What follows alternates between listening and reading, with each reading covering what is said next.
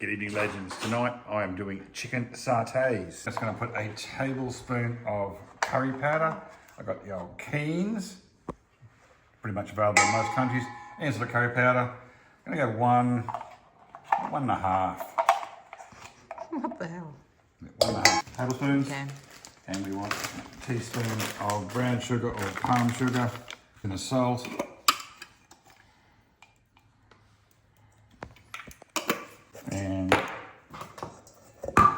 And half a cup of coconut cream.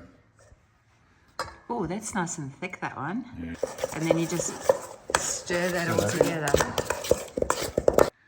Okay, so we're going to cut our chicken into strips so they can go on the skewers nicely.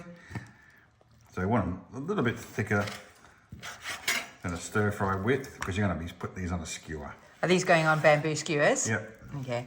I So, only use stainless steel skewers. oh, okay, because I was going to say if you have bamboo skewers, normally you're meant to soak them so that they don't burn. And we're going to throw that into a marinade for a few hours. Okay, so tonight we just need our peanut butter, tamarind, palm sugar, brown sugar, red curry paste, fish sauce, and coconut milk.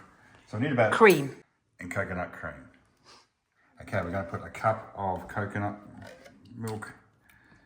Pretty much what's almost left basically, otherwise I'm going to waste it. So this is the sauce, that's about a cup. Then we want about a tablespoon of red curry paste. What do you do with the rest? I put that in another container. I'm going to make some fish cakes very soon. Okay. Just 2 We're using the tablespoons of sugar. coconut sugar there. Does it have to be a brown sugar? It is the brown sugar. Okay. So even if you had brown sugar and it doesn't have to be coconut. Your 2 tablespoons of fish sauce. 1 tablespoon of tamarind concentrate. pours nice and easily.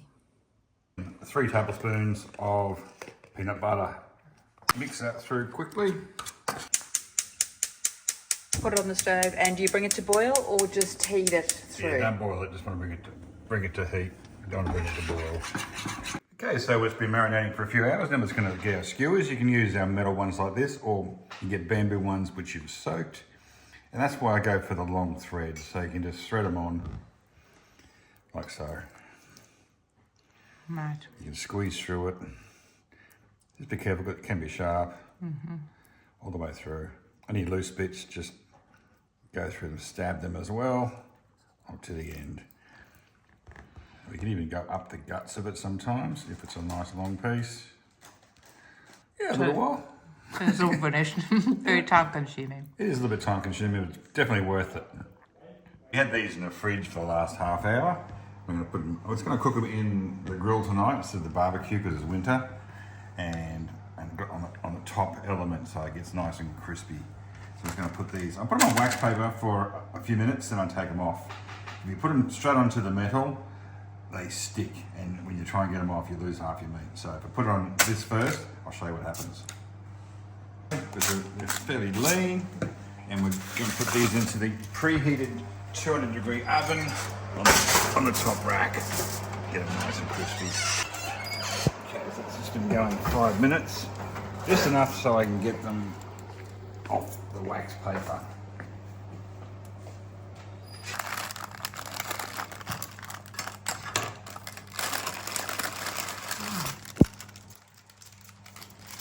Back in for another 25 minutes. Okay, legends, they've been there for it was an extra 30 minutes, and they are beautifully cooked. So how much in total did you cook them for? About 35 minutes. 35 minutes, okay. So there it is, nasi goreng, which is also on our channel, a peanut sauce, and or satay sauce rather, and the satays.